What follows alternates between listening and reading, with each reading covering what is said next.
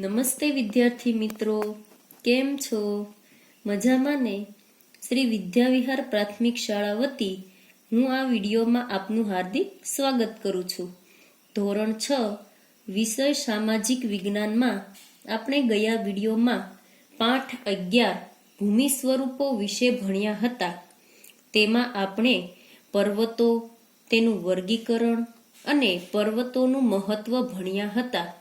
તે ઉપરાંત ઉચ્ચ પ્રદેશનું વર્ગીકરણ અને ઉચ્ચ પ્રદેશનું મહત્વ પણ ભણ્યા હતા.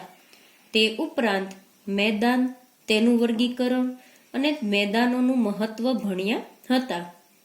ત્યારબાદ ઉપસાગર, અખાત, ભૂશીર, ટાપુ, ખીણ, સમુદ્રધુની અને સંયોગી ભૂમિ વિશે ભણ્યા હતા અને તે પાઠનું હોમવર્ક પણ આપ્યું હતું.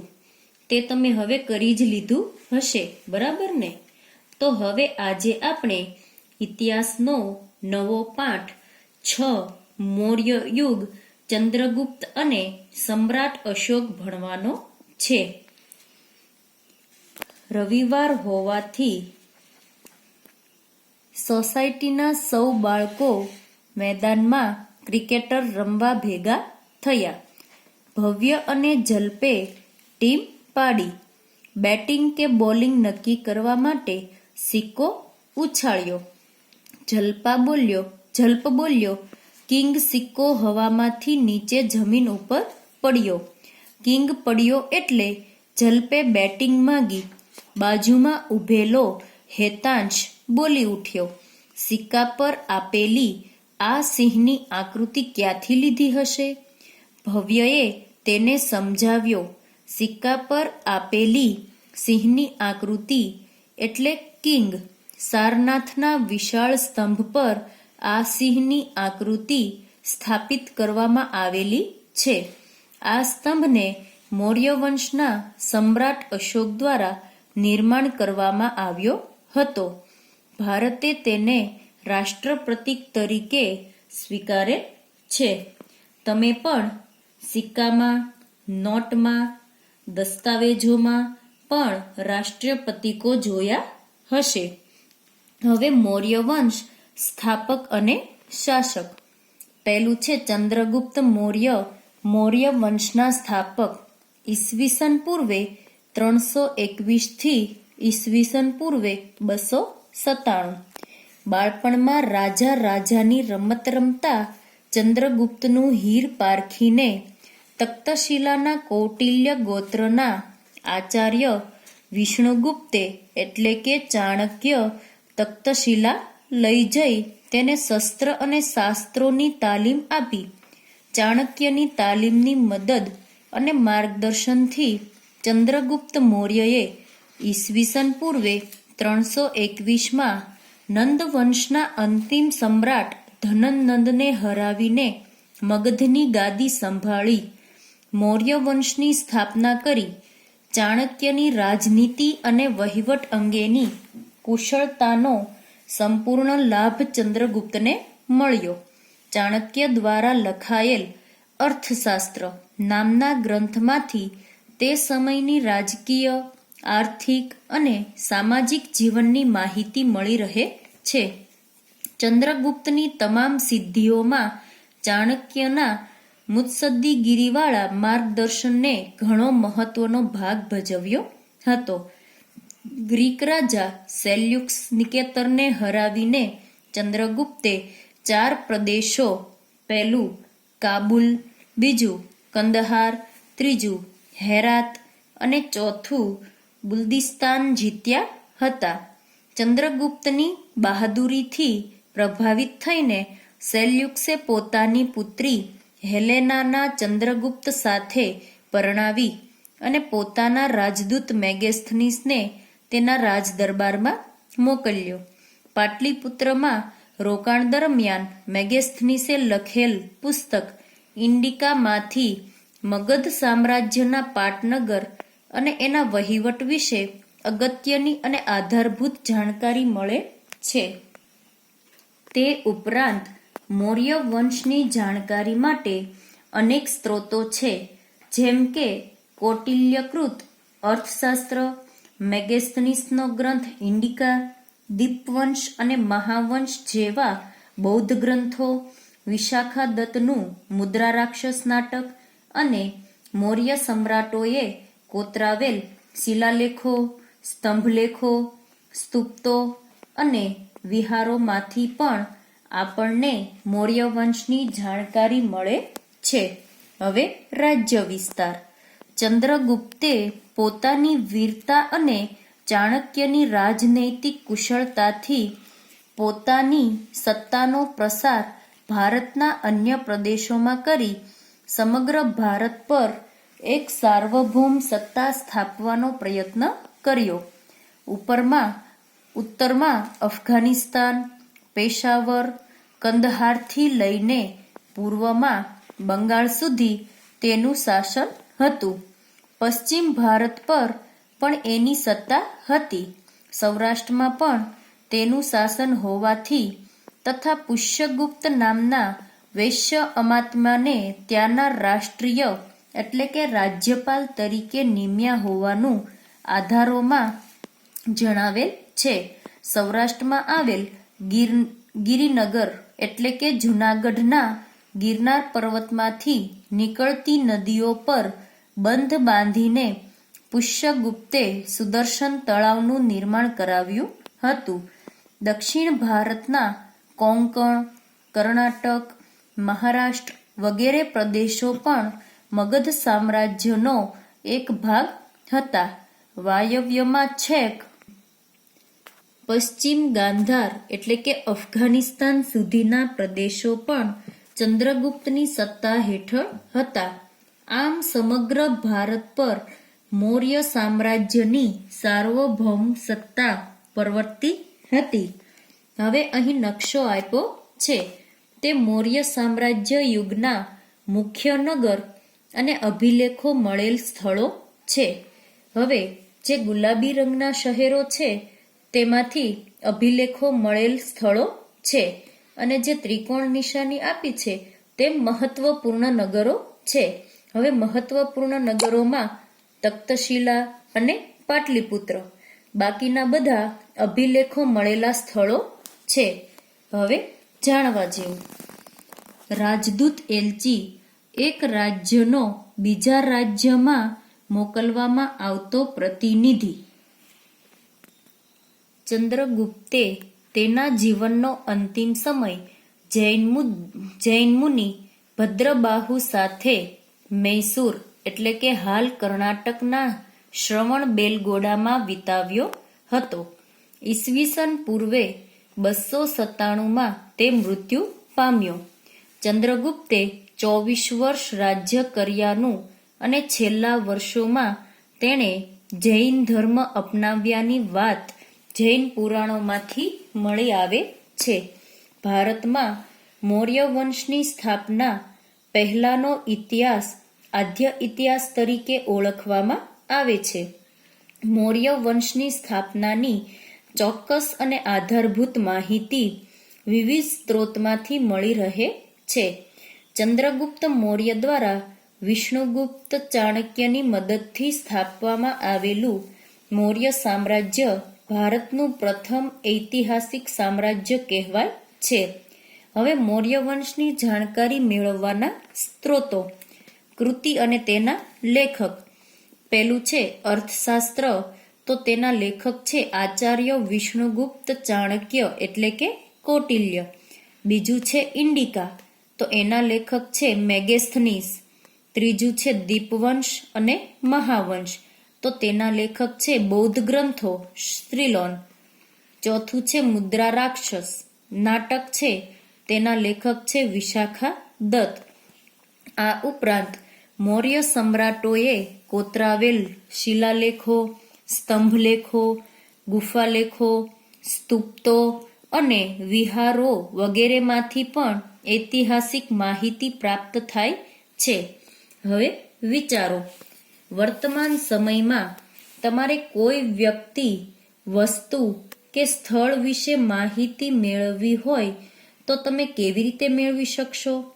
તો વર્તમાન સમયમાં આપણે કોઈ વ્યક્તિ, વસ્તુ કે સ્થળ વિશે માહિતી મેળવવી હોય તો ઘણા માધ્યમોથી મેળવી શકીએ છીએ. પહેલું છે ઇન્ટરનેટના માધ્યમથી વિકિપીડિયા પર કોઈ પણ વ્યક્તિ, વસ્તુ કે સ્થળ વિશેની માહિતી સવિસ્તાર મેળવી શકાય છે. તે ઉપરાંત ઇન્ટરનેટના માધ્યમથી કોઈ પણ પ્રકારના પુસ્તક કે સ્થળની માહિતી મેળવી શકાય છે. કયું સ્થળ ક્યાં આવેલું છે, કઈ રીતે ત્યાં જઈ શકાય વગેરે માહિતી મેળવી શકાય છે.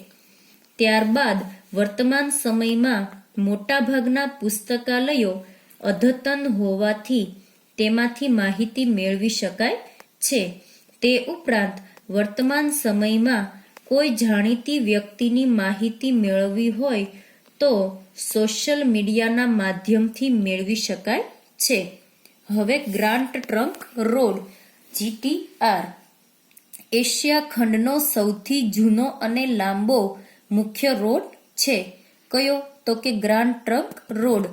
આ રોડનું નિર્માણ સૌપ્રથમ ચંદ્રગુપ્ત મૌર્યના સમયમાં થયું હતું. તે તામ્રલિપ્તિ થઈને તખ્તશિલા અને તખ્તશિલાથી મધ્ય એશિયાને જોડતો હતો. તે સમયને ગંગાના મેદાનથી ગંધાર સુધી આ રોડ વિસ્તરેલો હતો. શહેરશાહ સૂરીએ પોતાના શાસનકાળમાં આ રોડનું પુનઃનિર્માણ એટલે કે ફરીવાર નિર્માણ કરાવ્યું હતું. અંગ્રેજ શાસનકાળ દરમિયાન ડેલહાઉસીએ કોલકાતાથી પેશાવર સુધી આ રોડનું પુનઃનિર્માણ કરાવ્યું હતું. વર્તમાન સમયમાં આ રોડ દિલ્હીથી કોલકાતા સુધીના રાષ્ટ્રીય ધોરીમાર્ગથી ઓળખાય છે. હવે બીજું બિંદુસાર ઈસવીસન પૂર્વે 297 થી ઈસવીસન પૂર્વે 273 ચંદ્રગુપ્તના અવસાન બાદ તેનો પુત્ર બિંદુસાર મગધની ગાદીએ આવ્યો. તેના ચંદ્રગુપ્ત તરફથી વારસામાં મળેલું વિશાળ સામ્રાજ્ય યથાવત ટકાવી રાખી તેની ભેટ પુત્ર અશોકને આપી. એ જ બિંદુસારની મોટામાં મોટી સિદ્ધિ ગણી શકાય.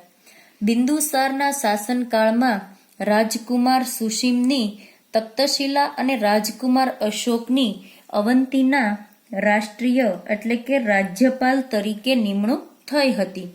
સુશીમના સમયમાં તખ્તશિલામાં થયેલ બળવાને નિયંત્રિત કરવામાં તે નિષ્ફળ રહ્યો. જ્યારે અશોકે આ કાર્ય સફળતાપૂર્વક પાર પાડી બળવો દબાવી દીધો. બિંદુસારે તેના શાસનકાળમાં કોઈ નવો પ્રદેશ જીત્યો ન હતો, પરંતુ ગ્રીક રાજ્યો સાથે મૈત્રીભર્યા સંબંધો જાળવી રાખ્યા હતા. તેણે મગધની ગાદી પર લગભગ 25 વર્ષ સુધી રાજ્ય કર્યું હતું.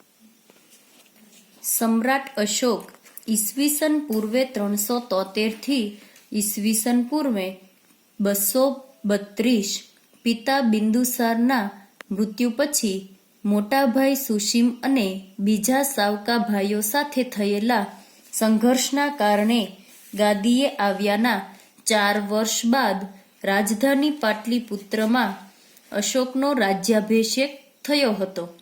રાજ્યાભિષેક થયા બાદ અશોકે પિતા તરફથી વારસામાં મળેલ રાજ્ય વિસ્તારમાં વધારો કર્યો.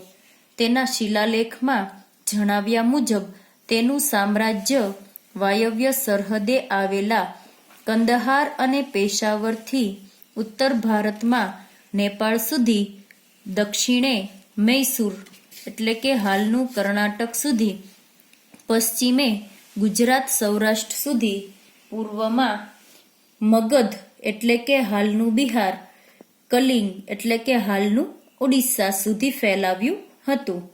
હવે કલિંગનું યુદ્ધ અને અશોકનું હૃદય પરિવર્તન. કલિંગનું યુદ્ધ થયા પછી સમ્રાટ અશોકનું હૃદય પરિવર્તન થઈ ગયું. તો મગધની પાડોશમાં આવેલું કલિંગ એટલે કે હાલનું ઓડિશા નંદ રાજાઓના સમયમાં મગધ સામ્રાજ્યનો એક જ ભાગ હતું, પરંતુ મૌર્ય શાસનની સ્થાપનાના સમયે તે સ્વતંત્ર થઈ ગયેલું. કલિંગને ફરીથી મગધ સામ્રાજ્યનો ભાગ બનાવવાની મહત્વાકાંક્ષા રાખનાર અશોકે રાજ્યાભિષેક પછીના 8મા વર્ષે એટલે કે ઈસવીસન પૂર્વે 261 કલિંગના રાજા જયંત સામે યુદ્ધ જાહેર કર્યું. આ યુદ્ધમાં અશોકનો વિજય થયો. યુદ્ધમાં વિજય મેળવ્યા બાદ યુદ્ધભૂમિ અને નગરમાં ફરતા અશોકે બધે જ દુઃખ અને શોકનું વાતાવરણ જોયું, કેમ કે યુદ્ધ થયા પછી સમ્રાટ અશોક છે તે નગરમાં ફરતા હતા ત્યારે તેણે ખૂબ જ દુઃખ અને શોકનું વાતાવરણ જોયું. યુદ્ધમાં થયેલ ખુવારી અને સ્ત્રીઓ બાળકોને રડતા જોઈને કલિંગ પર મેળવેલી જીતનો આનંદ ઓસરી ગયો એટલે કે ઉડી ગયો, કેમ કે યુદ્ધના લીધે સ્ત્રીઓ અને બાળકો રડતા હતા તે પણ એણે જોયું અને એનો જીતનો આનંદ ઉડી ગયો. અશોકના મનની શાંતિ હણાઈ ગઈ. યુદ્ધમાં થયેલી ખુવારીને કારણે અશોકના હૃદયમાં ભારે સંતાપ અને પશ્ચાતાપની લાગણી જન્મી. યુદ્ધની નિરર્થકતા સમજાઈ જવાને કારણે કલિંગનું યુદ્ધ તેના જીવનનું અંતિમ યુદ્ધ બની રહ્યું, એટલે કે ત્યારબાદ તેણે એકય યુદ્ધ કર્યું નહીં. બૌદ્ધ સાધુ ઉપગુપ્તના ઉપદેશથી તેણે શસ્ત્રનો ત્યાગ કર્યો. શાસ્ત્રોનું શરણું લીધું, એટલે કે શસ્ત્ર છોડીને, હથિયારો છોડીને તેણે પુસ્તકોનું શરણું લઈ લીધું. બૌદ્ધ ધર્મ અંગીકાર કરી એટલે કે બૌદ્ધ ધર્મ અપનાવ્યો. અશોક રાજદ્વારી પુરુષમાંથી ધર્માનુરાગી અશોક બની ગયો. હવે આપણે જોઈએ કે સમ્રાટ અશોકે બૌદ્ધ ધર્મના પ્રચાર માટે શું શું કર્યું. તો તેણે બૌદ્ધ ધર્મના પ્રચાર માટે તે દેશભરમાં ફર્યો. તેણે તેના અધિકારીઓને બૌદ્ધ ધર્મનો ઉપદેશ આપવા આજ્ઞા આપી. તે ઉપરાંત તેણે બૌદ્ધ ધર્મના પ્રચાર માટે તેના પુત્ર મહેન્દ્ર અને તેમની પુત્રી સંઘમિત્રાને સિલોન એટલે કે શ્રીલંકા મોકલ્યા. તે ઉપરાંત તેણે દેશમાં શિકાર કરવા પર પ્રતિબંધ મૂક્યો, એટલે કે કોઈ પ્રાણીનો શિકાર ન કરવો તેવો તેણે પ્રતિબંધ મૂક્યો. ત્યારબાદ તેણે યજ્ઞોમાં થતી પશુ હિંસા બંધ કરાવી. તેણે બૌદ્ધ ધર્મનો ઉપદેશ લોકો સુધી પહોંચાડવા ઠેર ઠેર શિલાલેખો કોતરાવ્યા. તે ઉપરાંત તેણે દેશ વિદેશમાં બૌદ્ધ સાધુઓને રહેવા માટે વિહારો અને મઠો તથા પૂજા માટે સ્તૂપો બંધાવ્યા. ત્યારબાદ રાજ્યમાં ધર્મખાતાની રચના કરી અને પ્રજાનું નૈતિક મૂલ્ય ઊંચું લાવવાનું કાર્ય કર્યું. તે ઉપરાંત સમ્રાટ અશોક ઇતિહાસમાં એક મહાન રાજા કહેવાયા. સમ્રાટ અશોકે ખટપટો કરી રાજ્ય મેળવ્યું અને તેનો વિસ્તાર કર્યો. તેણે મહાસામ્રાજ્યનું નિર્માણ કર્યું. કલિંગ એટલે કે ઓડિશા પર વિજય મેળવવાની મહત્વાકાંક્ષા પૂરી કરવા તેણે તેના પર આક્રમણ કરી વિજય મેળવ્યો, પરંતુ યુદ્ધભૂમિ પર થયેલા લોહિયાળ હત્યાકાંડને જોઈને તેને ઘણો સંતાપ થયો અને પશ્ચાતાપ પણ થયો. તેનું હૃદય પરિવર્તન થયું. તેણે ભવિષ્યમાં કદી યુદ્ધ ન કરવાનો નિર્ણય કર્યો. તે ધર્મોપદેશક બની ગયો. વિજેતા બન્યા પછી હંમેશને માટે શસ્ત્રો હેઠા મૂકી દઈ બૌદ્ધ ધર્મના મૂલ્યોને અનુસરીને તેનો પ્રચાર કરનાર અશોક જેવો બીજો કોઈ રાજા જગતમાં થયો નથી. તેથી સમ્રાટ અશોક ઇતિહાસમાં એક મહાન રાજા કહેવાયા. અશોક પહેલો એવો શાસક હતો કે જેણે શિલાલેખો દ્વારા પોતાનો સંદેશ પ્રજા સુધી પહોંચાડવાનો પ્રયત્ન કર્યો. અશોકના મોટાભાગના અભિલેખોની ભાષા પ્રાકૃત અને લિપિ બ્રાહ્મી છે. હવે બ્રાહ્મી લિપિ આધુનિક ભારતની મોટાભાગની લિપિઓ બ્રાહ્મી લિપિમાંથી વિકસી છે. અહીં તમે અ અક્ષર જુદી જુદી લિપિઓમાં જોઈ શકો છો. આ પણ અ જ છે. પ્રારંભિક બ્રાહ્મી લિપિનો અ આવો છે. આ અ દેવનાગરી હિન્દીનો છે. આ અ બાંગ્લા. આ અ છે તે મલયાલમ છે. આ અ તમિલ છે. પણ આપણે અ એક જ છે, પણ તેની લિપિઓ જુદી જુદી લિપિઓમાં આપણે જોઈ શકીએ છીએ. હવે કલિંગના યુદ્ધનું વર્ણન કરતો અશોકનો શિલાલેખ. કલિંગના યુદ્ધનું વર્ણન કરતા અશોકે પોતાના કલિંગના શિલાલેખમાં લખાવ્યું છે કે રાજા બન્યાના 8 વર્ષ પછી મેં કલિંગ પર વિજય મેળવ્યો. લગભગ 1.5 લાખ લોકો કેદ કરાયા. 1 લાખથી વધુ લોકો માર્યા ગયા. એનાથી મને અપાર દુઃખ થયું છે. જે લોકો પોતાના સગા સંબંધીઓ અને મિત્રોને ખૂબ ચાહે છે તથા પોતાના દાસો અને મૃતકો પ્રત્યે દયાવાન હોય છે તે પણ યુદ્ધમાં માર્યા જાય છે અથવા પોતાના સ્નેહીજનોને ખોઈ બેસે છે. તેનાથી મને પશ્ચાતાપ થઈ રહ્યો છે. હવે મેં ધમ્મ પાલન કરવાનો અને અન્ય લોકોને તેનો ઉપદેશ આપવાનો નિશ્ચય કર્યો છે. હું માનું છું કે ધમ્મના માધ્યમથી લોકોના દિલ જીતવા એ જબરજસ્તીથી વિજય મેળવવા કરતાં પણ વધારે સારું છે. હું આ અભિલેખ ભવિષ્ય માટે એક સંદેશરૂપ કોતરાવી રહ્યો છું કે મારા પછી મારા પુત્રો અને પૌત્રો પણ યુદ્ધ ન કરે. ધમ્મનો ફેલાવો કેવી રીતે કરી શકાય તે અંગે તેમણે વિચારવું જોઈએ.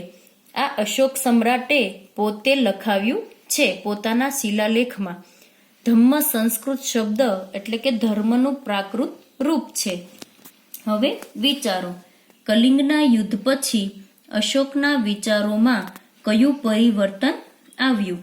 તો કલિંગના યુદ્ધ પછી અશોકના હૃદયમાં ભારે સંતાપ અને પશ્ચાતાપની લાગણી થઈ. તેને યુદ્ધની નિર્થકતા સમજાઈ. જીવનભર હવે યુદ્ધ નહીં કરવાનો તેણે નિર્ણય કર્યો. તેનું હૃદય પરિવર્તન થયું. લોકોને ભયથી નહીં પણ પ્રેમથી જીતવા અનેક લોકોપયોગી કાર્યો કરવાનો તેણે દ્રઢ નિર્ણય કર્યો. અશોક ધર્મપ્રેમી બન્યો. તેણે રાજ્યમાં હિંસા બંધ કરાવી. સમગ્ર જીવન બૌદ્ધ શરણે મૂકીને તેણે બૌદ્ધ ધર્મનો પ્રચાર કર્યો. તેણે પોતાના બાળકોને બૌદ્ધ ધર્મના સંસ્કારો આપ્યા.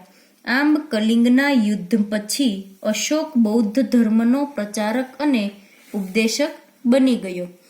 ગુજરાતના જૂનાગઢમાં ગિરનાર પર્વત તરફ દામોદર કુંડ જતા અશોકનો શિલાલેખ મળી આવેલ છે.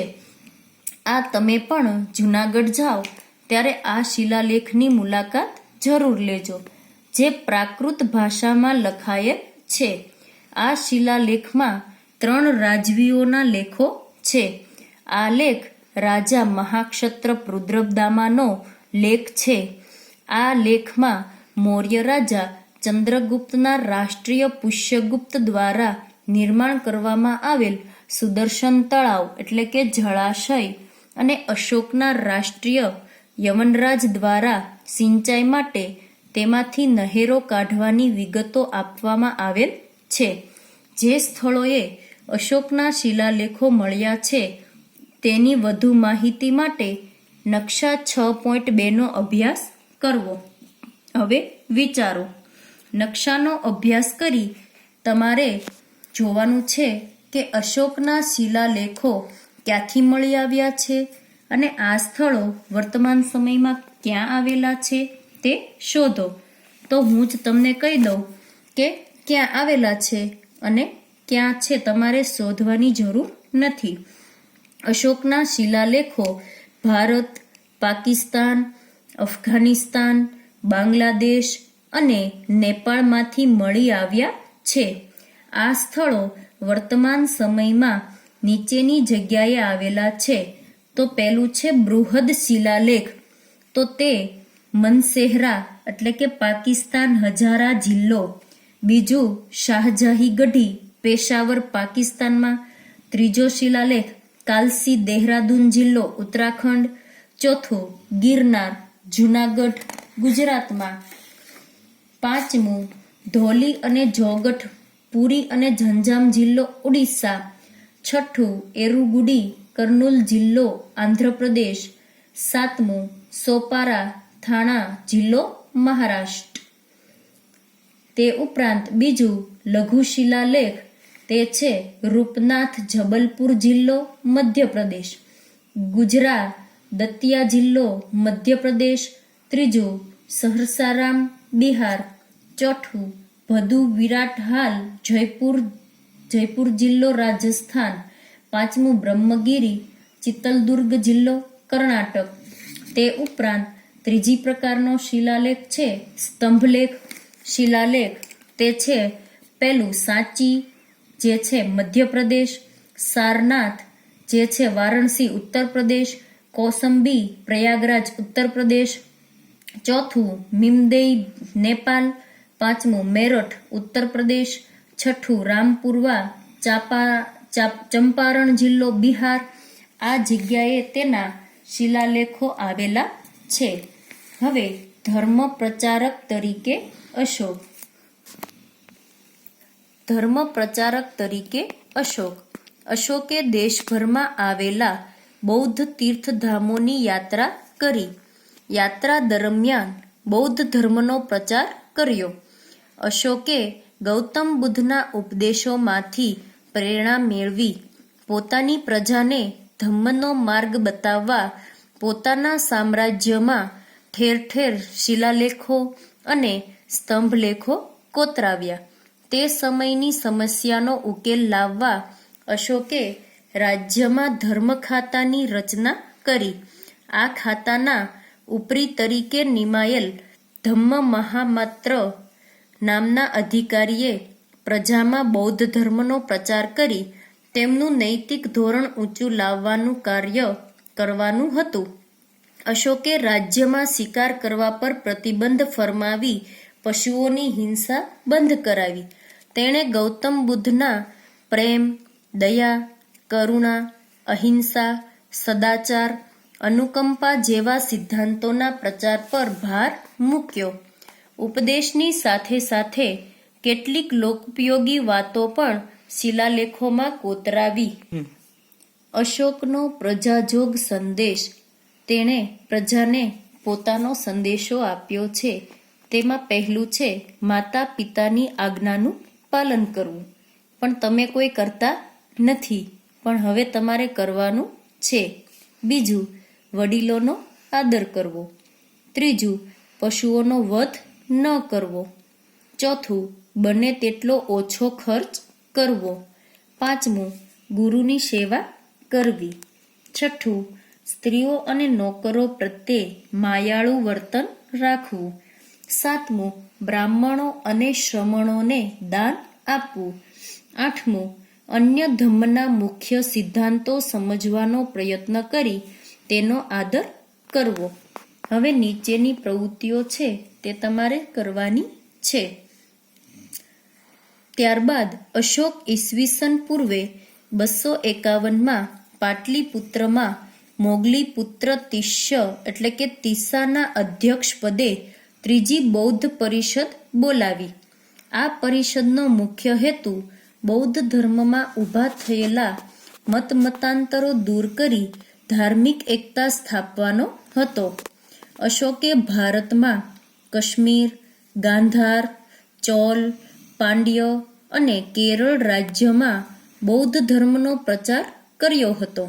સમ્રાટ અશોકે બ્રહ્મદેશ એટલે કે મ્યાનમાર, સિલોન એટલે કે શ્રીલંકા, સિરિયા, ઇજિપ્ત, મેસેડોનિયા વગેરે દેશોમાં ધર્મ પ્રચાર માટે ધર્મ પ્રચારક મંડળો મોકલ્યા. અશોકે પુત્ર મહેન્દ્ર અને પુત્રી સંઘમિત્રાને બૌદ્ધ ધર્મના પ્રચાર માટે સિલોન એટલે કે શ્રીલંકા મોકલ્યા હતા. આમ અશોકે પોતાના શાસન દરમિયાન બૌદ્ધ ધર્મને રાજ્યાશ્રય આપ્યો. અશોકે ધર્મ પ્રચાર ઉપરાંત પ્રજા કલ્યાણના કાર્યો પણ કર્યા હતા. અશોકે માનવ અને પશુઓની સારવારની વ્યવસ્થા કરી, કૂવા ખોદાવ્યા, વૃક્ષો રોપાવ્યા, રસ્તા બનાવ્યા અને વિશ્રામ ગૃહોનું નિર્માણ કરાવ્યું. સમ્રાટ અશોકે રાજગાદી મેળવવા ખટપટો કરી, યુદ્ધો દ્વારા સામ્રાજ્યનો વિસ્તાર કરી મહાસામ્રાજ્યનું નિર્માણ કર્યું. મહત્વાકાંક્ષા પૂરી કરવા કલિંગ પર ચઢાઈ કરી. યુદ્ધમાં થયેલ ખુવારી જોઈ તેનું હૃદય પરિવર્તન થતાં તે બૌદ્ધ ધર્મનો પ્રચારક અને ઉપદેશક બની ગયો. ધર્મ પ્રચારક માટે વિદેશમાં ગયેલા પ્રચારક મંડળોએ ત્યાં ભારતીય સંસ્કૃતિની સુવાસ ફેલાવી. અશોકના ગુણો અને તેના કાર્યોને લીધે તે ઇતિહાસમાં મહાન રાજવી તરીકે સ્થાન ધરાવે છે.